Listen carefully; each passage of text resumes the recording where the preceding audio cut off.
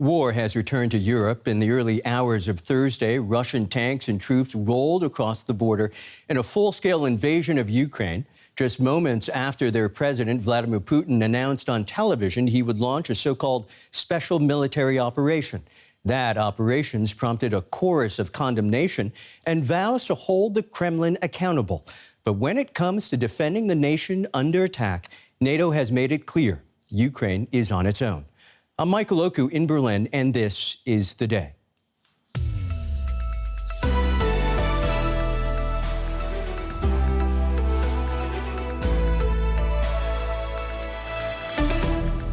This 24th of February is a terrible day for Ukraine and a dark day for Europe. It is President Putin who is bringing war back to Europe.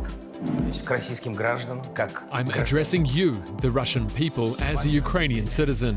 We are separated by a border stretching more than 2,000 kilometers. And right now, there are 200,000 of your soldiers there. And this could mark the start of a major war on the European continent. One state that is responsible for what is happening now in Ukraine, and that is Russia. The European Union and its people stand by Ukraine and its people. There is no justification for all this. This is Putin's war.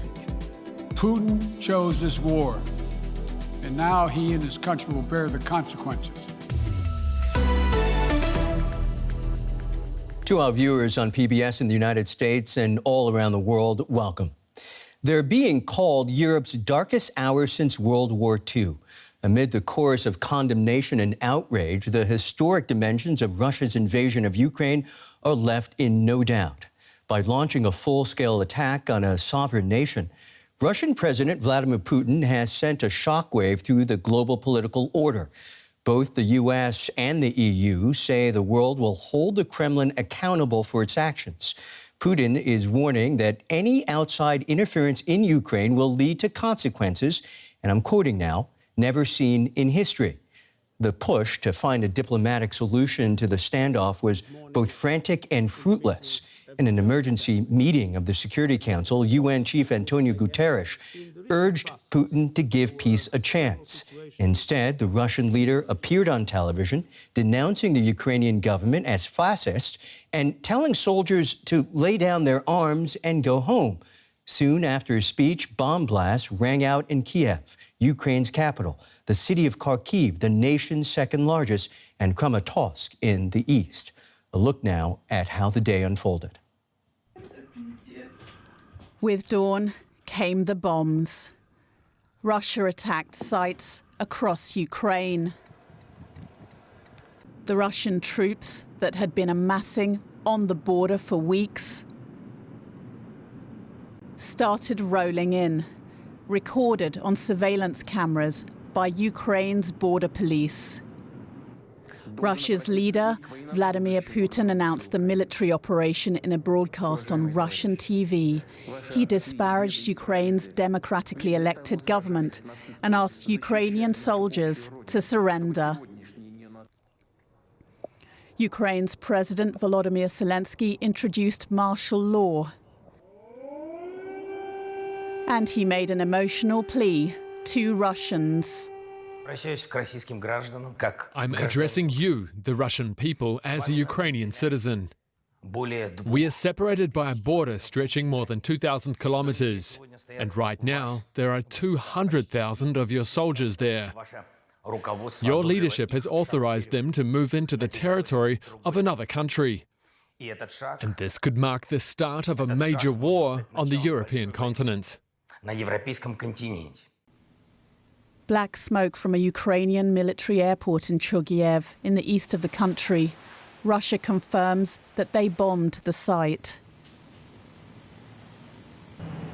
A housing block was hit, and distraught residents were left grieving the first casualties in a new war they did not want.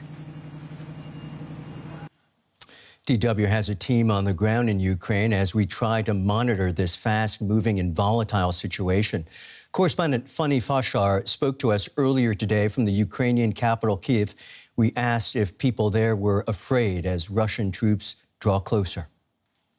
Actually, it really depends who you talk to. It's really, you do see the fear in people's eyes, regardless whether they say that they stay put and they want to resist with or without arms. But that fear basically results in different reactions. Some people left or trying to leave Ukraine. There are long queues that are forming both on the highways towards the west, long queues forming at gasoline stations. People were packing up on food and basic things at the few supermarkets that were still open here in Kyiv. So there are people who are really panicking and they want to leave. But then there are others who are concerned as well, but they say they're not going to take the sovereignty, the freedom, the democracy of the country away.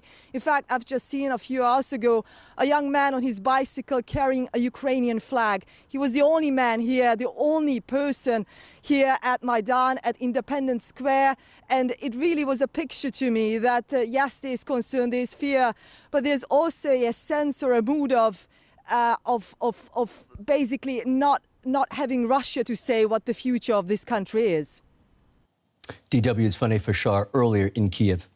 Our correspondents will be reporting developments on the ground for as long as they can. You can follow them on Twitter at DW News and track our live updates on DW.com.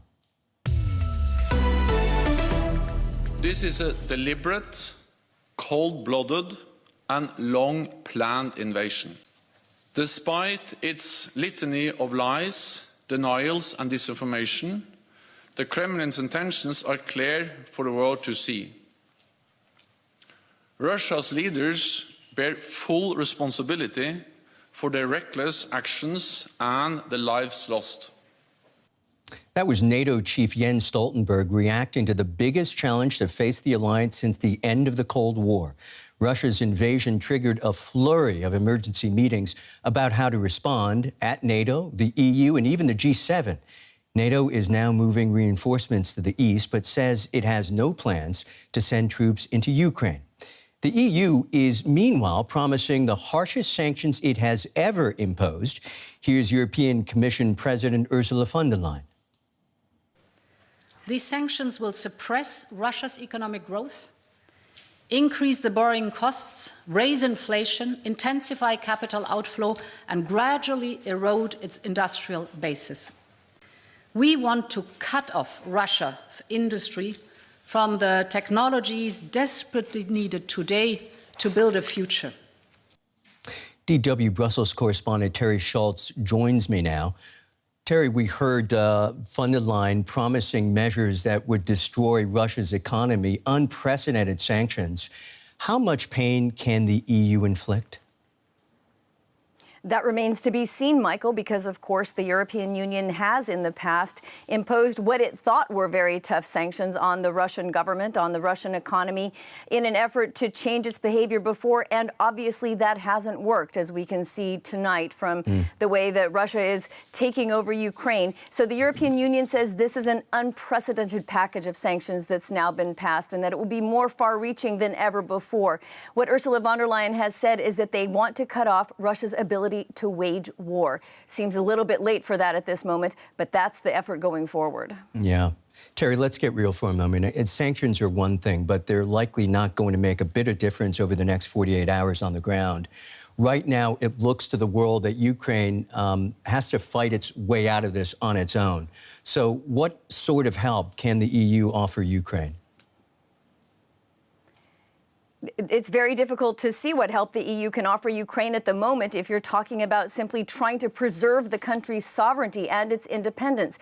Ukraine is in a battle for its life right now. In fact, Michael, I've just come out of an intelligence briefing with a Western official that says that we may see the capital of Kyiv falling within less than a day. So, when you're talking about possible economic assistance, development aid, those kind of things may ring a bit hollow now to Ukrainians really trying to fight to preserve their country.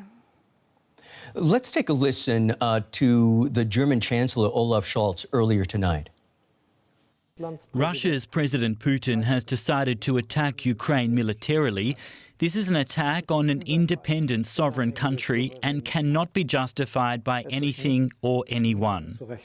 It's an attempt at shifting borders with violent means in Europe, maybe even to eradicate a whole country from the map of the world. Terry, the rhetoric we're hearing is astonishing. I mean, the idea that Russia is trying to eradicate an entire country. You've covered European affairs for many years. How much of a shock has this been there in Brussels? Many people will tell you that what is happening right now is not a shock, because we have seen this buildup on Ukraine's borders now for many months, and President Putin has done it before. So again, this intelligence briefing that I just had said, you know, this is what was predicted he could do, and officials said that he may do it. So many people are not surprised. I think that it is nonetheless alarming to everyone how quickly the Russian forces are able to take over Ukraine. I'm told that that Kyiv's two main airports are now under Russian control, a military airport and a civilian airport, that Ukraine has lost control of its airspace already, and that we should take Putin at his word when he says he intends to take over the entire country. So this may have been coming, and some people may say that they're not surprised, but I think everyone will agree that this is disturbing. Well, the Russian troops were certainly positioned for a swift movement there, that's for sure. Is there a sense there that the EU and NATO overstepped by trying too hard to bring Ukraine into the fold? Actually, you hear a lot of the opposite. I'm around a lot of Ukrainian journalists who say, you know, if you had given Ukraine NATO membership, Russia would never have dared to step foot on our territory. They are, you know, quite bitter about the fact that Ukraine has been promised eventual membership since 2008, but not given that open door policy. The European Union has signed free trade agreements with Ukraine. Of course, that doesn't give you much military assistance when it comes to Russian forces invading your country. So I don't think the Ukrainians would have said that the EU and NATO overstepped. I think they would say that they understepped. So, in fact, if Ukraine had been pulled into NATO earlier, that would have been a deterrent to Vladimir Putin. Ukraine's neighbors are now expecting a wave of Ukrainian refugees. How's Brussels trying to get ahead of this? That's right. And today we did hear Ursula von der Leyen say that all of the frontline states that could expect to receive refugees from Ukraine, the Baltic states and Poland, have been prepared for this, that there is European Union assistance going to these countries.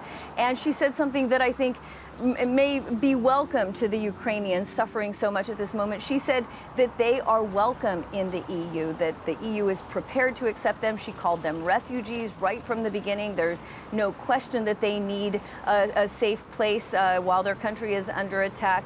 So yes, the European Union says that it will help take care of these Ukrainians who are fleeing the Russian assault. That is Terry Schultz in Brussels. Many thanks, Terry.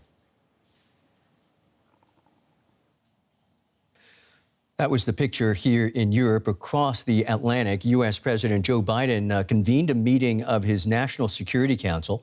Washington had already slapped sanctions on Russian banks and oligarchs. Now, after the attack, even heavier penalties are on the way. Putin is the aggressor. Putin chose this war, and now he and his country will bear the consequences.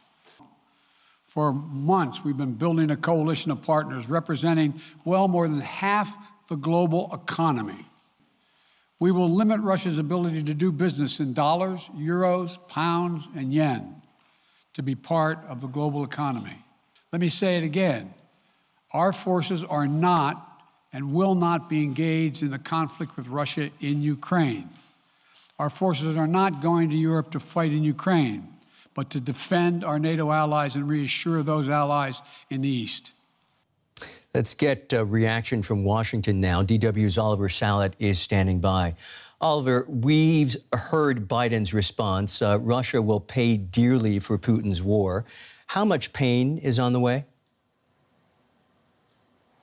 Well, that is the big question, Michael, just how effective those sanctions will be. President Biden described them as severe. He laid out how 4 more banks, Russian banks, will be completely blocked off the U.S. financial markets.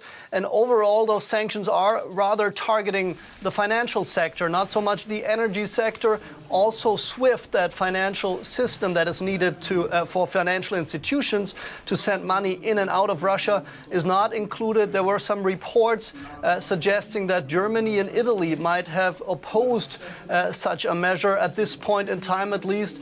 Also, President Putin was not targeted directly, so that led to some very noisy scenes there in the White House, with reporters yelling questions at President Biden, who, on the contrary, made clear that he believes that those sanctions will be effective. He said Russia already feels the consequences, described how the ruble is at a historic low, how stocks in Russia are plunging today, and really how in a later time then Russia will have very limited access to the financial markets, as well as technology imports, with the ultimate goal to hurt Putin's inner circle, the Russian economy, and to isolate Russia from the Western world. Well, sanctions seem to be the big stick that the West is wielding. Biden was crystal clear that the U.S. will not fight a war in Europe. So can the U.S. offer Ukraine any help at all, or are they on their own? Well, yeah, exactly. And that is the question, of course, of the effectiveness of sanctions. That will be a topic that we'll have to discuss in the next weeks and months ahead. President Biden made clear there will be no U.S. boots on the ground, of course. Ukraine is not a NATO member. But there will be weapon deliveries. Ukraine called for more, and U.S., of course, in the past has already delivered weapons. They promised to deliver more. The question, though, and if you just remember your interview with our colleague Terry Schultz in Brussels, who had sources saying that Kyiv might be taken within 24 hours, and of course that raises the question, what do those weapon deliveries, what do they bring at this point in time? And do we have to ask the question in some days, was too little done too late there, really? Right. You know, Oliver, I suppose it's a gross understatement to say diplomacy appears no longer an option. It's not lost on some of us that this invasion was launched on the same day the U.S. Secretary of State was scheduled for more talks with his Russian counterpart. How will Biden and his team reflect on what really happened in the diplomatic lead up to this invasion?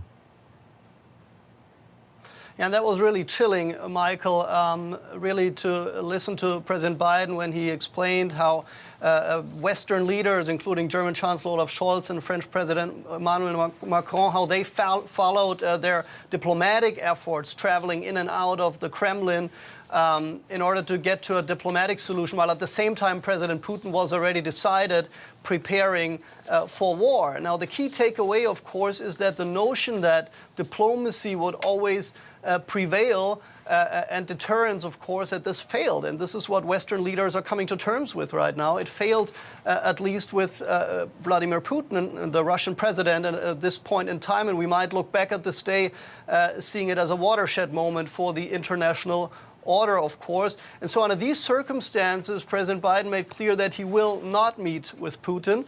So that's certainly a really difficult time in Russian-U.S. relations. On the contrary, both countries also have expelled their deputy ambassadors. And so the situation here in diplomacy between Russia and the U.S. will certainly not improve before Russia stops his attacks. DW's Oliver Salet in Washington. Many thanks as always, Oliver.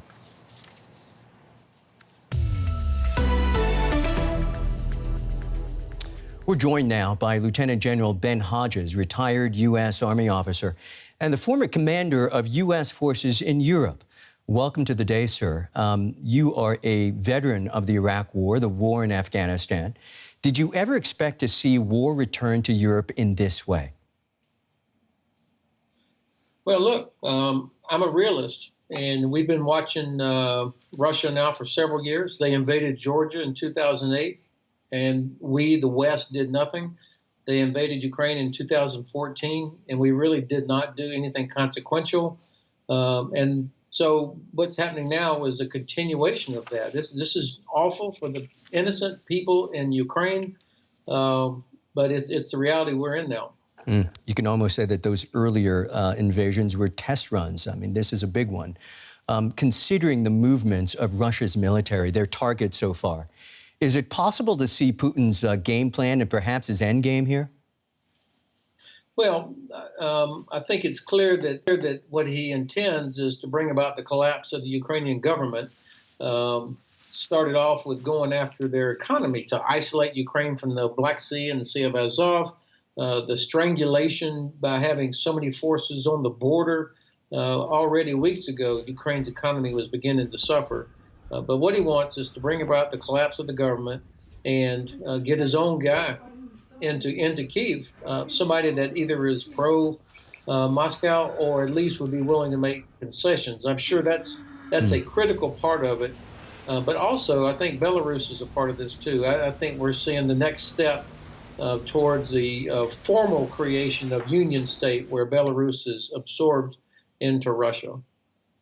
You know, we know Russia has far superior forces over Ukraine. But does Russia have the capability to not only invade, but also hold this vast country of some 40 million plus people? That's a great question.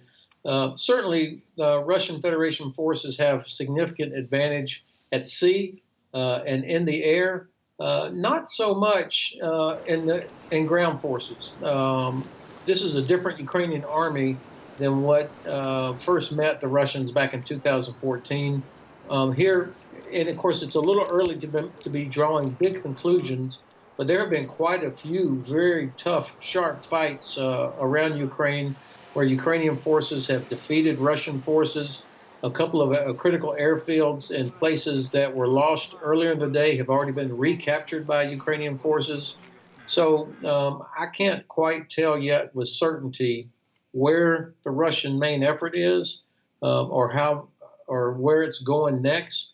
But I still think that the Russians are leery of getting too many casualties, which they are going to be suffering, or that they really do intend to go all the way to Kyiv. I mean, Kyiv is a huge city, 3.5 million people, and the idea that in the next 24 hours they could encircle and capture this entire city, I don't think that's necessarily going to be the case. Extraordinary, if they did. What do you imagine Ukraine's resistance to look like? And I wonder, even as I ask it, whether it's premature to do so. Well, I think our Ukrainian friends started late in the process of mobilizing territorial forces, training. But nonetheless, I think that there is a real determination among the Ukrainian citizenry. I've started noticing it a few months ago, and then talking with Ukrainian friends here in the last several weeks. This is something they're serious about.